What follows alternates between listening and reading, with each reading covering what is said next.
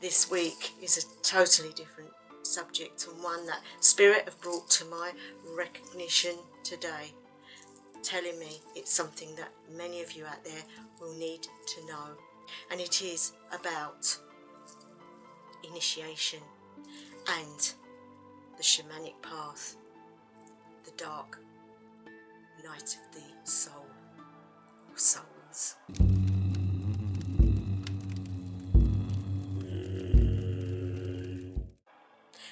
But before we get into that, I would like to say thank you to my new subscribers. Thank you to those that are always there. So you want to be a shaman. So you want to be one in contact with spirit. You want to walk the path of the wise and tread the path of anguish. It is no mean feat, guys. This video is something I really felt the need to talk about for those of you who are going through this at the moment. For you see, when we become shamanic or seidr, when we become that vessel between the worlds, we become something different, and because of this we cannot walk the lives we had. Now, some people say that this is initiation. There are many initiations, and I'm not talking about the ones that you go to and pay people for, or do a workshop and come away with a little certificate. That's not the sort of initiations that I'm talking about. We're talking about spiritual initiations. Your trainers, your teachers, your spirit guides, your ancestors. When you first start on this path, you think you can fit it in with your life. And some people who are called to shamanism basically push against it, don't want it. But you see, you're born with a path. You're born with this within you. And if it is for you to be doing, then kicking or screaming, something will happen in your life. And you're going to have to do lots of things to stop it happening. You need to study up. You need to find out what it is you need to keep yourself happy and not being pestered. Now, I say the word pestered. Let's cut it down. Section A. You know you are different to other people. You know that you have a heart for animals and everything around the earth. You feel things inside so deeply that it's almost like what's happening to others is happening to you. You know that as you grew up you was the loner or the one that didn't fit in, that you're more of an introvert, that you sit in crowds and feel that you don't want to be there. As you get older you sense that you just don't fit in. So you work harder and harder and harder to fit in. But guess what, guys? It doesn't work, because you are different. You see through people. You see through things that's going on around you. You feel so alone. And if that isn't bad enough, that's when things start to happen to you.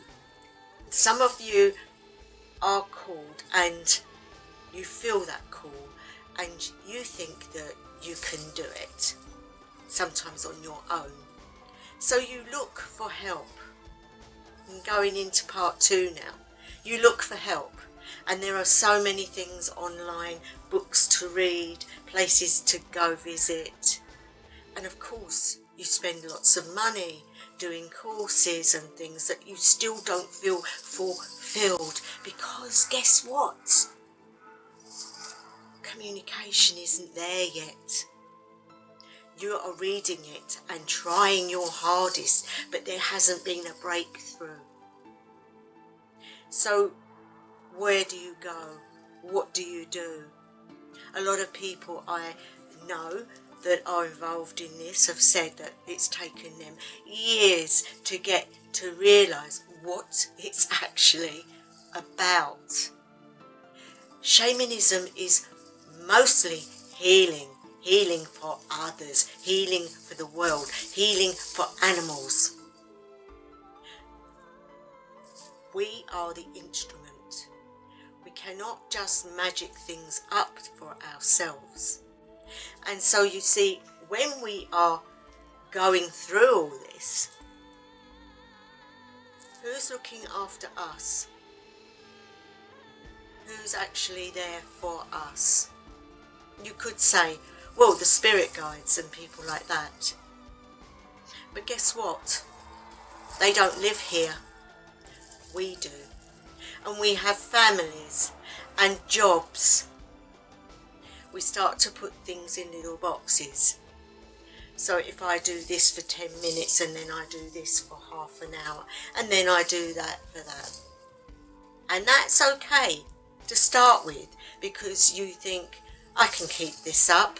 But I guarantee you guys, like everything, you start something and you mean so well in carrying on with it, but within a couple of weeks you start to find things to stop yourself from doing it. It's human nature. But the trouble with this is, you have been called and the spirits are there. The spirits are wanting to be there and they want you to acknowledge them. So things start to happen. Now this is part 3. This is the dark night of the soul. This is the first initiation. So what to expect? You start to not fit in anywhere. Friends that you've been with for many years all of a sudden drop out of your life through no fault of you, but just something happens and they just all, one by one, fall away. And also, your job will get in the way of meeting up with them, or the phone calls you used to have will start to diminish. And you will feel a longing for those friendships, and you will feel sad and betrayed. And these are intense feelings, feelings that you're not in the right state of mind to be dealing with.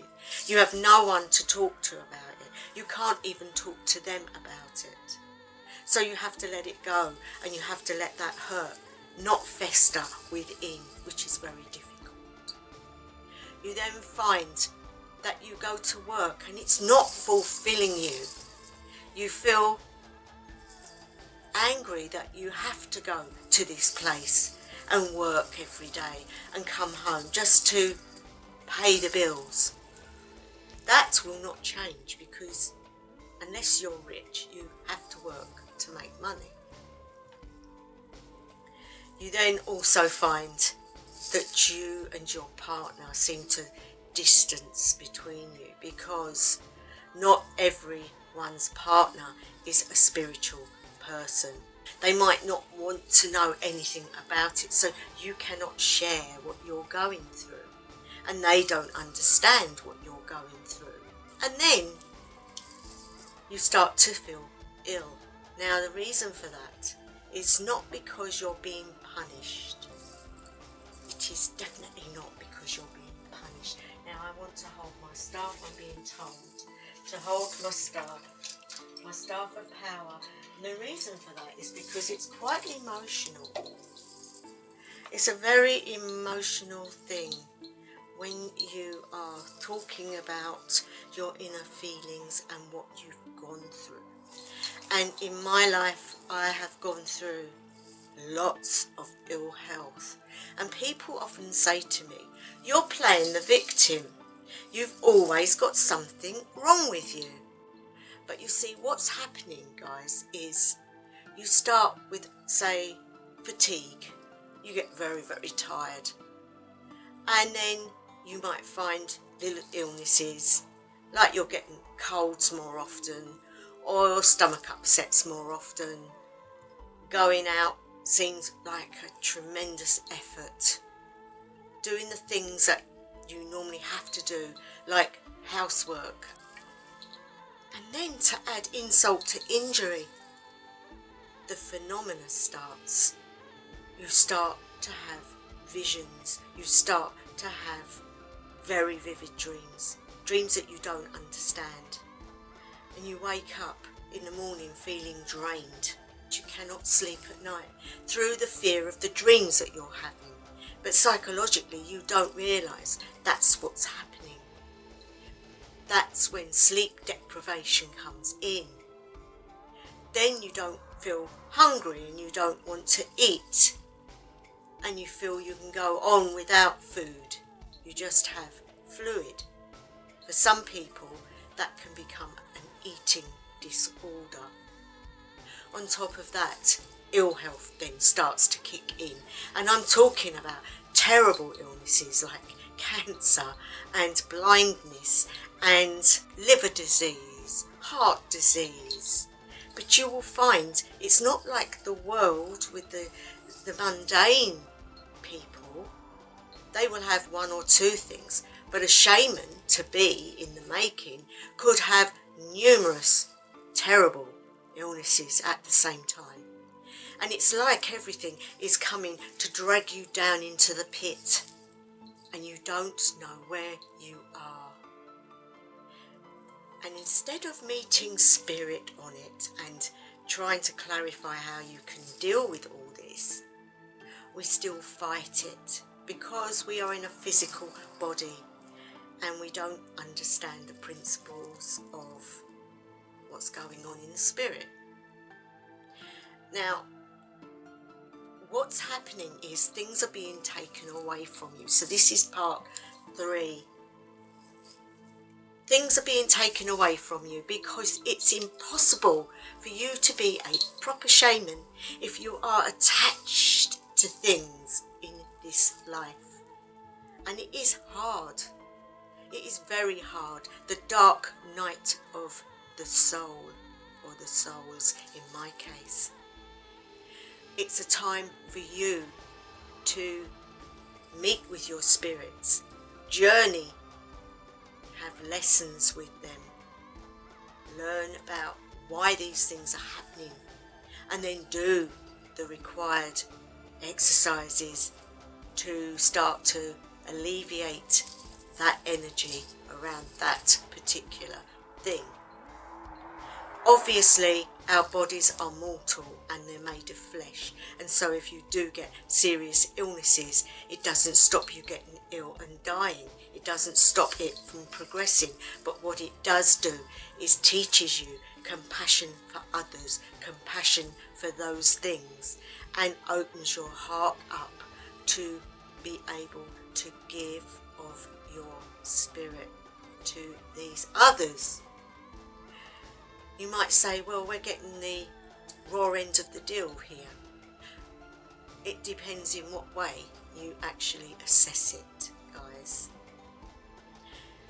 Shamanism is a pathway, not for the faint-hearted.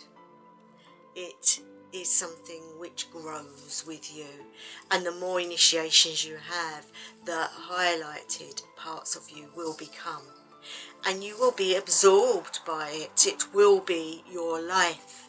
It's a bit like when a girl enters the nunnery and stays there as a novice for a while, but then takes those final vows and becomes a nun.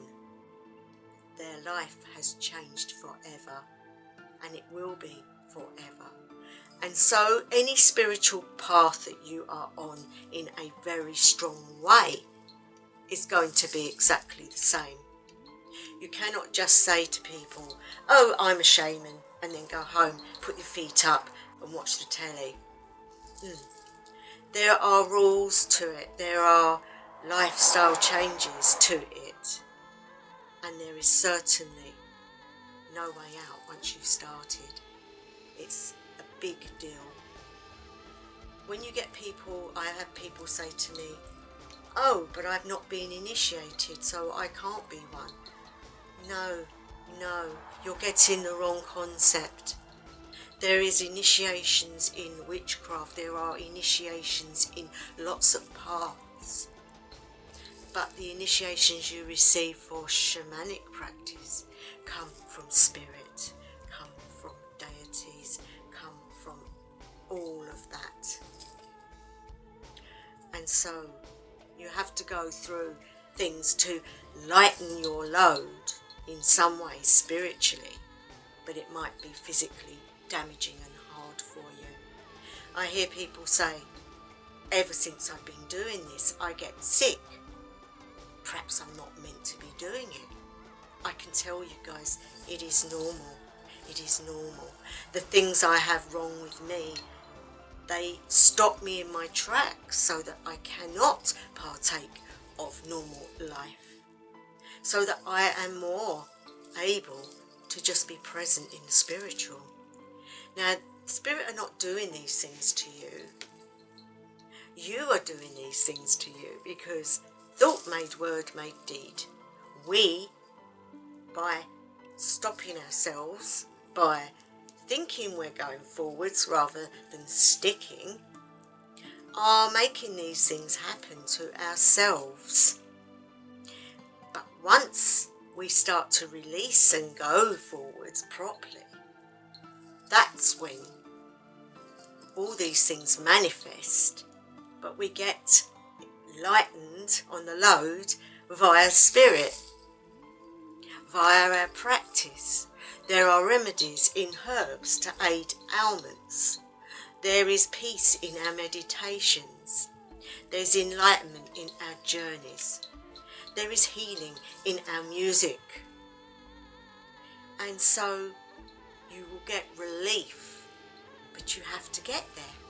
And you might say to me, well, how do we get there? Now, I'm going to say you need a mentor, someone you can trust, someone who knows what you're going through, someone who's not one of these people that's out there making a lot of money, somebody you can feel the energy is right from. And the right teacher will come to you. The right mentor will come to you because you will seek it via spirit, and spirit will send that person to you. And it could come in any ways. There are courses where somebody in the course will sort of take you off under his wing or her wing. Things will just come to you that will train you, and you will have to put the time in on that training to learn. Now, at the moment, I'm being guided by Spirit to tell you all these things because there are many out there who are in this state at the moment and don't know which way to turn. And my friends, I will say to you, only you will know where you're at. If you are going through the dark night of the soul or souls, you can rectify it. There are many ways to rectify. And that's through rituals, through cleansings, through healings on yourself, through seeking help from the spirit realms, seeking aid from those that are helping you and have been for many years, but you've not seen it.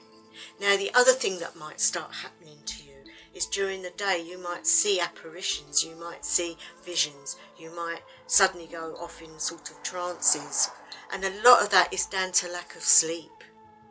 But it's also done so that you will experience these things, and once experienced, wow, you will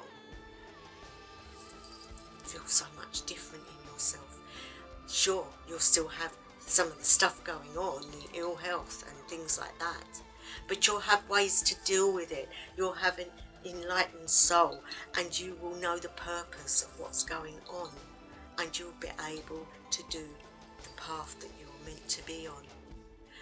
And if this all sounds so hard, guys, believe me, when you stop struggling and you stop putting your foot down about not wanting to give things up, life will become a lot easier, because shamans are born. Some are made, but some are born without knowing that's what they are. They've been in previous lives and they've come back to carry on. And in the Western world, we don't have families brought up in this, and we don't have people that understand what we're going through, whereas in the mystical places of the earth, where, for example, the Native Americans and places like that, where they are spiritual, all of them, they all have this spiritual understanding, and they know that their shamanic practitioners in their places will be going through these things, and they are there and they support. But in the Western families, it's very unusual, because not everyone is in that mindset, and so we need to rely on ourselves, and we also need to rely on maybe a mentor, but definitely spirit world, because they're the only ones that can help you. Well, I hope it's helped you in some way. Such a heavy subject, but such an enlightening subject. So wherever you are, whatever time of day, night or evening it may be, I wish you the best ever. House of the Land.